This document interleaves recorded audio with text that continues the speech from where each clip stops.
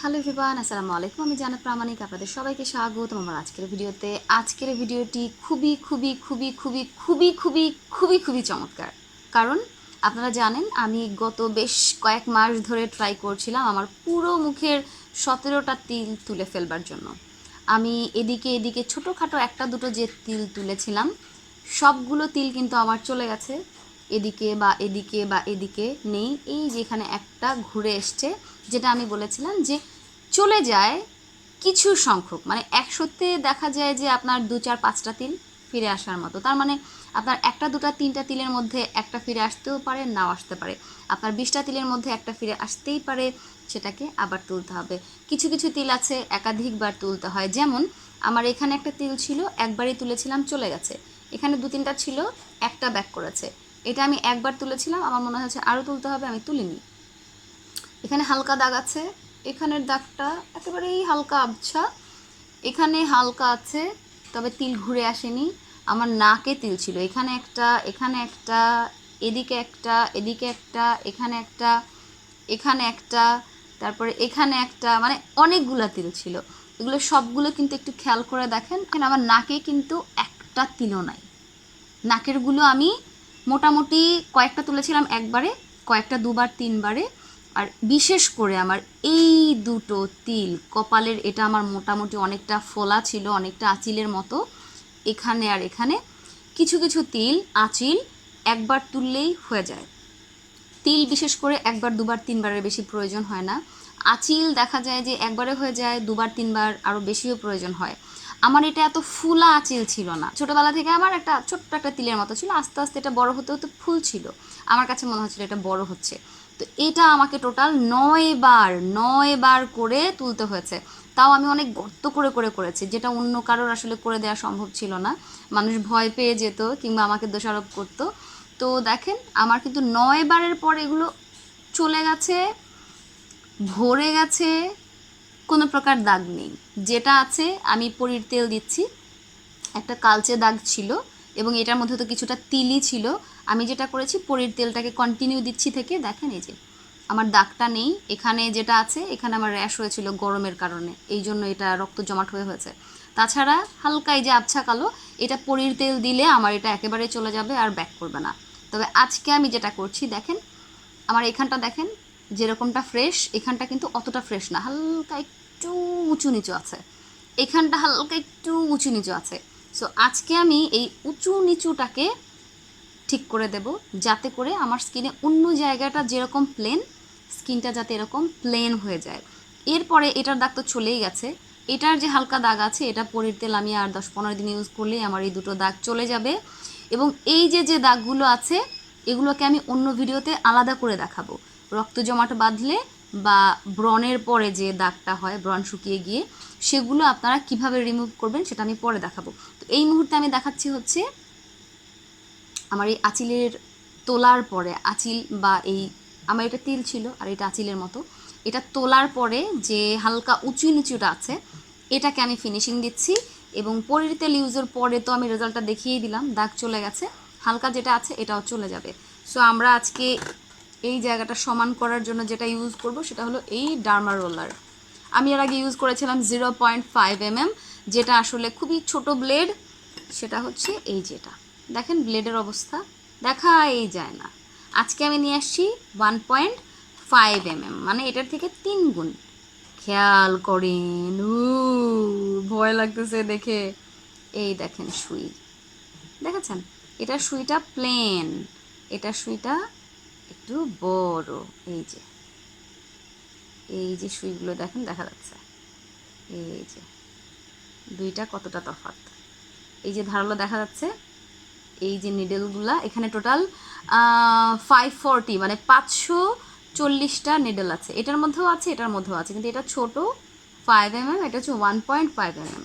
তো যেহেতু 3 গুণ বড়, স্বাভাবিক এটা দিয়ে ভালো কাজ হবে। ভয় লাগছে বাট করতে হবে। প্রথমত আমি হ্যাক্সিসল নিয়ে নেব, যাতে করে কোনো প্রকারের জীবাণু আমার এটাকে ক্ষতি করতে না পারে। আর আমি এটাকে যেটা করেছি, যেহেতু আমি এর আগে ইউজ করেছি কিংবা প্রথমবার ইউজ করছি, তো আমি যেটা করেছি এটাকে পরিষ্কার রাখার জন্য, জীবাণুমুক্ত করার জন্য এখানে কিছুটা পরিমাণ পানি দিয়েছি এবং হ্যাক্সিসল অনেকটা পরিমাণে দিয়ে এটাকে ভিজিয়ে রেখেছিলাম আমি 10-15 মিনিট। এরপরে আমি আবার এটাকে তুলে নিয়েছি ফ্রেশ করে। তো এখন আমি যেটা করব, এই কটনের মধ্যে হ্যাক্সিসল নিয়ে নেব, এই যে, দেন এই জায়গাটা সুন্দর করে পরিষ্কার করে নেব।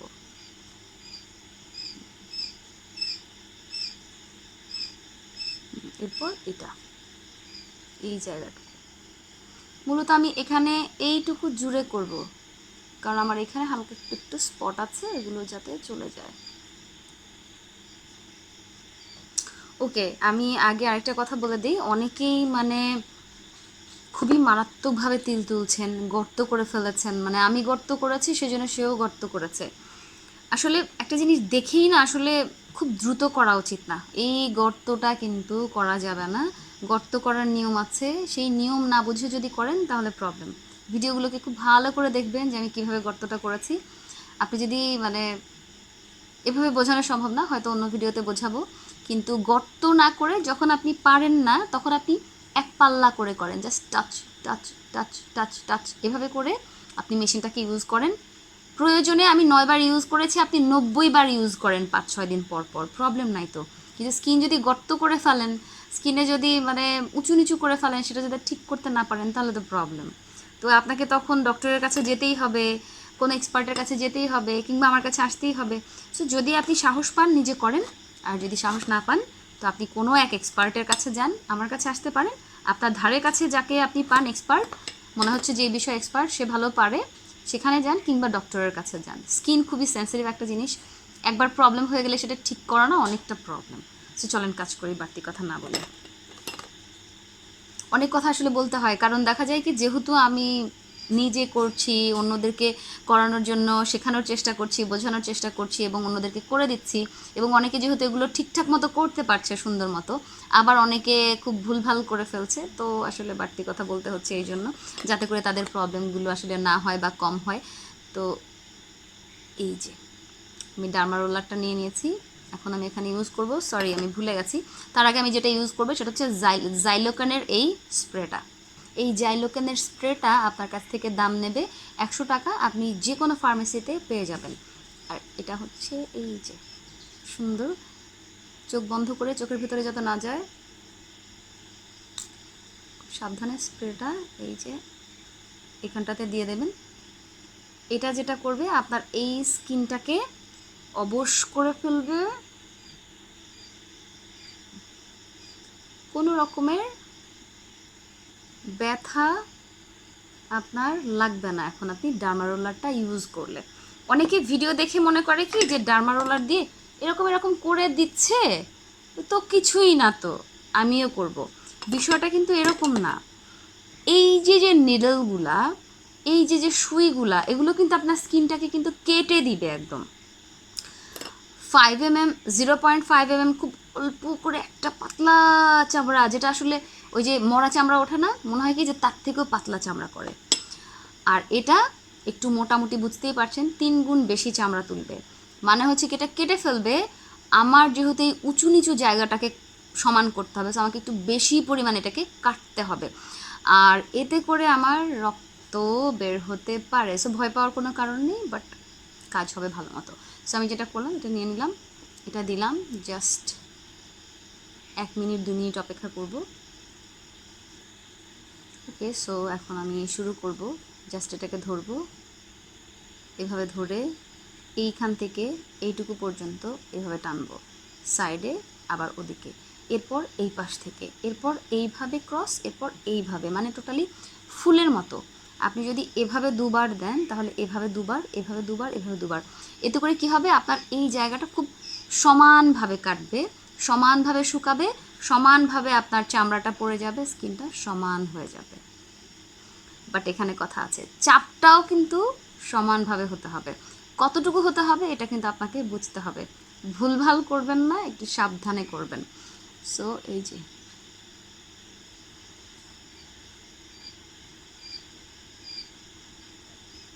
একটু এদিকে আসবো, আবার একটু এদিকে আসবো, একটু এদিক পর্যন্ত আসবো, কারণ আমার এখানে একটু স্পট আছে, আমি চাচ্ছি যে এখানকার এক পাল্লা চামড়া চলে যাক, সো আমার স্পটটা চলে যাবে।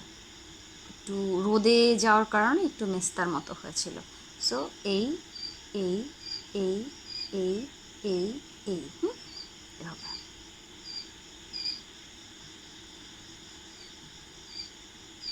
তারপরে আবার এদিকে হুম হুম হুম হুম।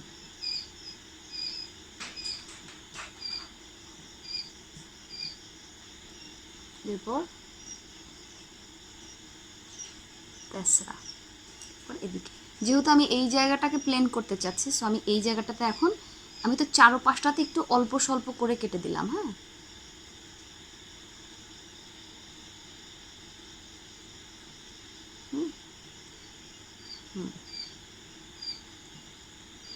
ওকে।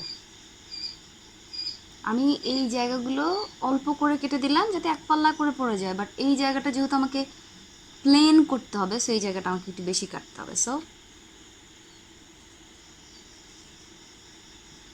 একটু প্রেশার দিতে হবে এখন।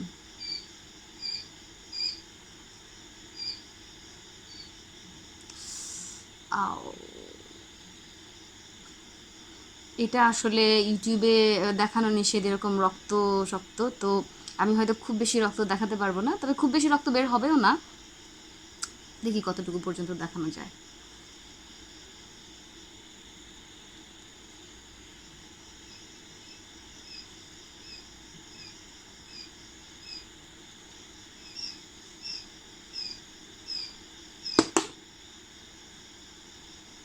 একটু মুছে নিই, আমার রক্ত দেখলে মাথা চক্কর দেয়। উফ, আমার মানে অল্প রক্ত দেখলেও না মাথা চক্কর দেয়। আমি একবার রক্ত দেখে অজ্ঞান হয়ে গেছিলাম, গ্রামের বাড়ি একজনের বাচ্চা হইতে দেখছিলাম, মানে বাচ্চা হবার পরে বের করে আনছিল বাইরে গোসল করানোর জন্য, তখন দেখে টাস। তখন অনেক ছোট ছিলাম, এখন আমার ব্লাড দেখলে ভয় লাগে।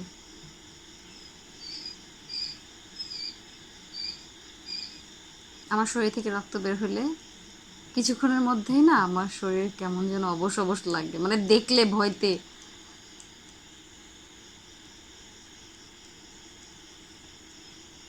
ভয়ঙ্কর না? এত বড় বড় সুই আর আমি ইচ্ছা মতো কাটতেছি। আসলে এই নিডলগুলো এত চিকন চিকন, আসলে খুব একটা লাগে না, অল্পই লাগে, তার মধ্যে আরও মেডিসিন দেওয়া হয়েছে, আরও কম লাগে। হুম, কতদিন খেয়ে খেয়ে এই রক্তগুলো বানাইছিলাম, হ্যাঁ, সব বেরোয় যেতেছে। ওকে, এটা মোটামুটি ডান, এটা ট্রাই করি এবার।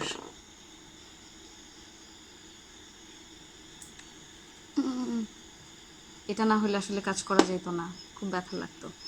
ওকে, তো এটাকে আমরা আর একটু পানি দিয়ে ধুয়ে নেব, কারণ কটন একটুখানি লেগে এটার মধ্যে একটু মাথাগুলো আটকে আটকে গেছে, সে একটু পরিষ্কার করে নিলাম, মাথাগুলো পরিষ্কার হয়ে গেল।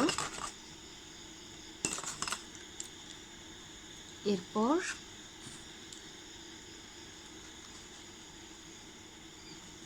কপাল, এখানে 1 2 3 4 5 6 7 8 9 10 12 13 14 15 16 17 18 19 20।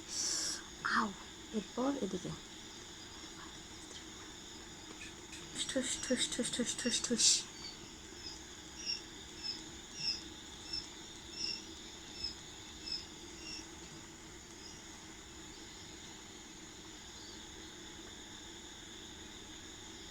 আপনারা হয়তো বুঝতে পারবেন না, এই যে আমি চারপাশটা এমনভাবে মানে মাঝখান থেকে শুরু করে এমনভাবে কেটেছি, সাইডে যে উঁচু ছিল ওটা কেটে গেছে, মাঝখানে একটু করে টাচ লেগেছে, এটা পড়ে গিয়ে প্লেন হয়ে যাবে। অ্যান্ড নাও আমি, এটা আমার পুরোপুরি হয়নি, এটা আমি আরেকবার,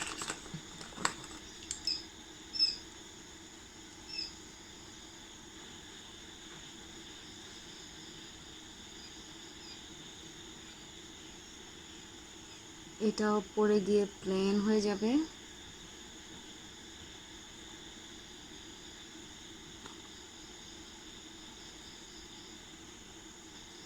দুটোর প্রতি আমার একটুখানি ডাউট রয়ে গেল যে এটা কি এবারেই ফিনিশিং হয়ে যাবে নাকি আরেকবার করতে হবে। যদি এটা এবারে হয়ে যায় তো আলহামদুলিল্লাহ, আর যদি না হয় তাহলে আরেকবার করতে হবে, কারণ এটা একসাথে অনেক বেশি চাপ দিয়ে না আমি স্কিনে কোনো প্রবলেম করতে চাচ্ছি না, যে যদি ভালো মতো না শুকায় কোনো কারণবশত তাহলে ইনফেকশন হয়ে যেতে পারে। তো আমি এই জন্য বেশি ঝামেলা করতে চাচ্ছি না, বাস এক পাল্লা একটু মোটা করে কেটে দিলাম। এটা পড়ে গেলে